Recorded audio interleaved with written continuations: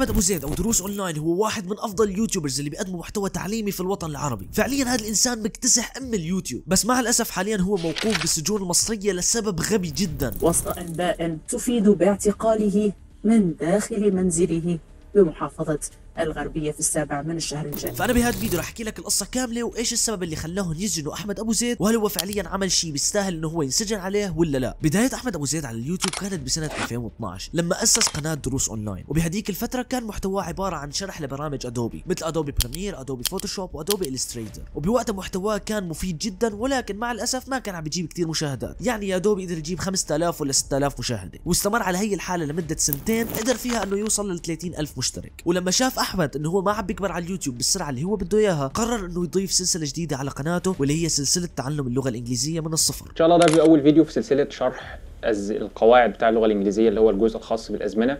كنت عملت فيديو قبل كده اللي هو ازاي تتعلم قواعد اللغه الانجليزيه في 6 ايام، ولقيت ان المردود بتاعه كويس جدا. هي السلسله اللي كانت حجر الاساس اللي خلى احمد ابو زيد يصير واحد من اشهر اليوتيوبرز في الوطن العربي. فاقل فيديو عليه مشاهدات بهي السلسله عليه اكثر من 4 مليون مشاهده، وبسبب هي السلسله قناه دروس اونلاين بلشت تكبر اكثر واكثر. فلما احمد شاف حاله انه هو بلش ينجح على اليوتيوب، قرر انه هو يوقف شغله بالهندسه بشكل كامل ويركز ويعطي وقته كلياته لهي القناه. انت ليه سبت الشغل، او انا ليه سبت الشغل؟ طبعا مش عايز اتكلم عن صعوبه الموضوع او لما بتعرض الموضوع على حد بيحس ان انت مجنون يا ابني، تسيب الهندسه علشان تروح يوتيوب ولعب العيال اللي انت بتعمله ده.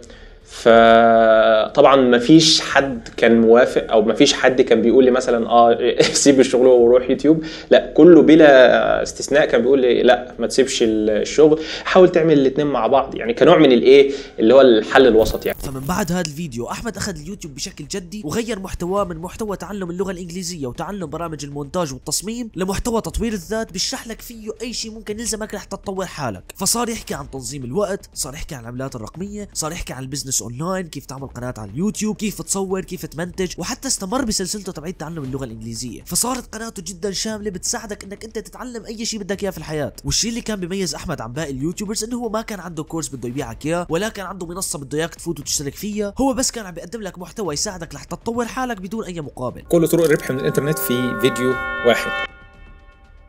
الحقيقة كنت متردد في عمل الفيديو ده من فترة طويلة، يعني بسبب الصورة الذهنية الخاطئة عن هذا الموضوع، الربح من الانترنت. وهذا الشيء خلى كثير من الشباب بالوطن العربي يستفادوا من هي القناة ومن المحتوى اللي عم بيقدمه احمد. فعلى سبيل المثال انا تعلمت المونتاج وتصميم الصور المصغرة من الفيديوهات الموجودة على قناة دروس اونلاين. هي الاشياء كلها خلت احمد يوصل لاكثر من 8 مليون مشترك على قناته اليوتيوب ويصير واحد من اكبر اليوتيوبرز بالوطن العربي. ولحد هي اللحظة كل شيء كان ماشي تمام، لحد ما اجت ال1 بليون سمت او قمة المليار متابع اللي انعملت بالامارات. هي القمة عملت جائزة مالية بقيمة $1,000,000 لليوتيوبرز اللي بيقدموا محتوى تطوير ذات واليوتيوبرز اللي بيقدموا محتوى تعليمي. وواحد من اليوتيوبرز المرشحين لهي الجائزة كان احمد ابو زيد. ولكن الشيء اللي نحن ما كنا بنعرفه انه هي الجائزة هي اللي تسببت بسجن احمد. بس قبل ما احكي لك ليش احمد انسجن وشو علاقة الجائزة بالموضوع، زين حط لايك للفيديو واشترك بالقناة لحتى توصل ل 10000 مشترك باسرع وقت ممكن. فمثل ما حكينا انه احمد كان مرشح لجائزة $1,000,000 مع 14 صانع محتوى ثاني. وطبعا هي الجائزة كانت بتعتمد على تصويت الجمهور، يعني اليوتيوبر اللي الجمهور بصوتوا له اكثر هو اللي راح يفوز بهي الجائزة. وبطبيعة الحال بما انه هو عنده عدد كثير من الاشخاص اللي بيحبوه بيتابعوه، فهو كان متصدر النتيجه وما كان في حدا قريب منه حتى. وطبعا كل الناس كانوا متاكدين انه قناه دروس اونلاين هي اللي رح تفوز بهي الجائزه. ولكن الكل بينصدم لما بتطلع نتيجه التصويت وبتاهلوا 5 قنوات وقناه دروس اونلاين ما بتكون موجوده ضمن هدول القنوات. فهون الناس كلياتها بتروح وبتصير تتهجم على ال1 بليون سمت ويحكوا لهم انه انتم غشاشين، انتم عم تعملوا شيء غلط، مستحيل قناه دروس اونلاين ما تتاهل. فلما المسؤولين عن الجائزه شافوا انه الناس قاعدين بيتهجموا عليهم، طلعوا وحكوا بكل صراحه، قالوا لهم نحن استبعدنا قناه دروس اونلاين لانه صاحب هي القناة ما عاد عنده تواصل معنا، انقطع الاتصال فيه وما عاد عرفنا وينه ولا قدرنا نحكي معه. ومن بعد هي القصة بيومين بتطلع الحكومة المصرية وبتعلن انه هن القوا القبض على احمد ابو زيد بتهمة التجارة بالعملات الاجنبية، وسط انباء تفيد باعتقاله من داخل منزله بمحافظة الغربية في 7 من الشهر الجاري. حتى نشر موقع العربي الجديد اصدار النيابة العامة المصرية قرارا بحبس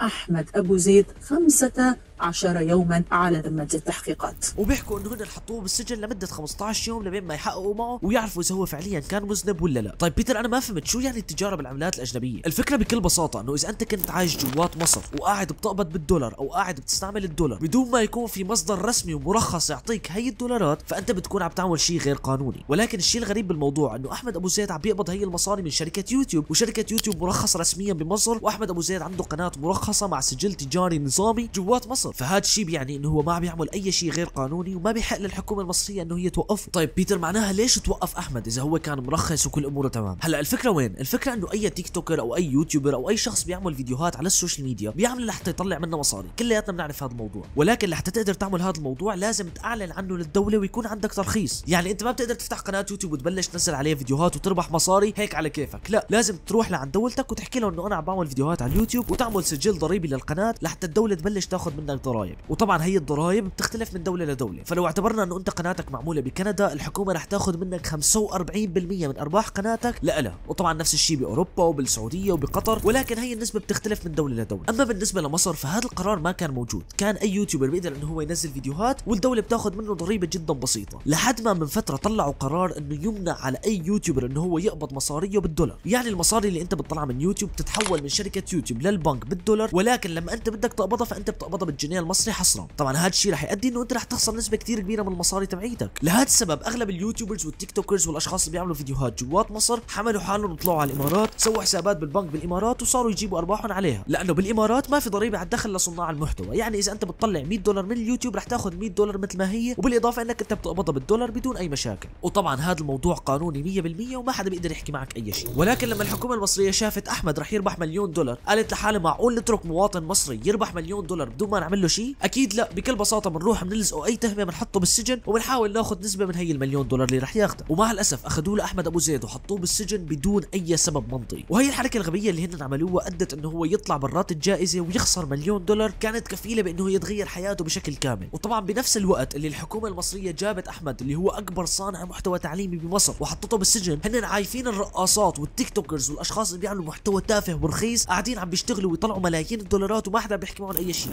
اوكي الفيديو بتاعي، بس اقسم بالله العظيم، اقسم بالله العظيم وحياة لا اله الا الله انا ما اعرف هو انتشر ازاي، ولا اعرف ده حصل اللي حصل ده ازاي. انا اصلا لحد وقتنا هذا وانا قاعده بكلمكم وطالعه لايف، انا موبايلي اللي انا كنت بطلع منه لايفات.